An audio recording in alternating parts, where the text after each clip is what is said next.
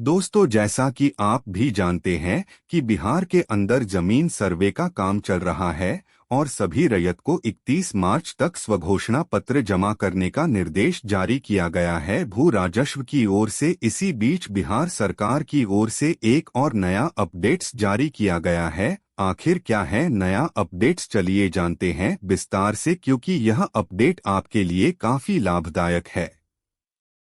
तो चलिए शुरू करते हैं और जानते हैं सारी जानकारी डिटेल्स में।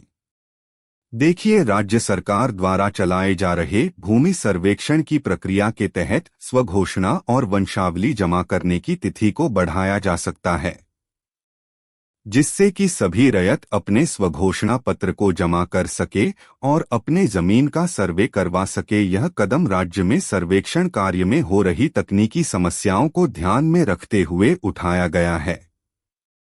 सर्वर में गड़बड़ी के कारण प्रमंडलों से रिपोर्ट मंगाई जा रही है और इस स्थिति को सही करने के लिए समय सीमा में विस्तार का विचार किया जा रहा है। भूमि सर्वेक्षण की प्रक्रिया का मुख्य उद्देश्य राज्य के भूमि रिकॉर्ड को अपडेट करना है।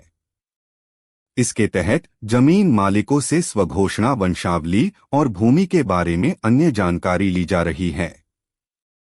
इस सर्वेक्षण के माध्यम से राज्य सरकार यह सुनिश्चित करना चाहती है कि हर एक भूमि मालिक का रिकॉर्ड सही और अपडेटेड हो।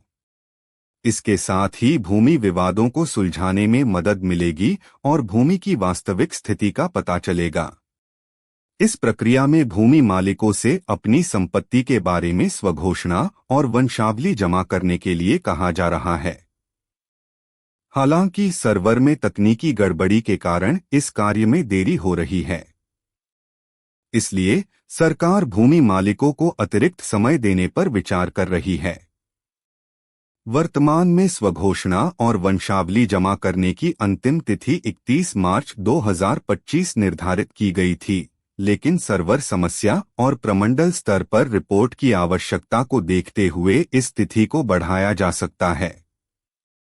देखिए, स्वघोषणा पत्र जमा करने में जो दिक्कत हो रही है वो इसलिए क्योंकि काफी ऐसे रैयत है जिसके पास उनके जमीन का सही दस्तावेज उसके पास उपलब्ध नहीं है और उसे अपने दस्तावेज को ढूंढने में काफी समस्याओं का सामना भी करना पड़ता है। इसी को देखते हुए सरकार ने एक नया नियम लागू किया है, जिसके आधार पर रैयत अपने जमीन का दस्तावेज आसानी से निकाल सकते हैं, वो भी ऑनलाइन। इसके लिए बिहार भूमि वेबसाइट पर जाकर आपको अपने जमीन का दस्तावेज निकलना होगा। आप अपने घर बैठे आसानी से आप निकाल सकेंगे।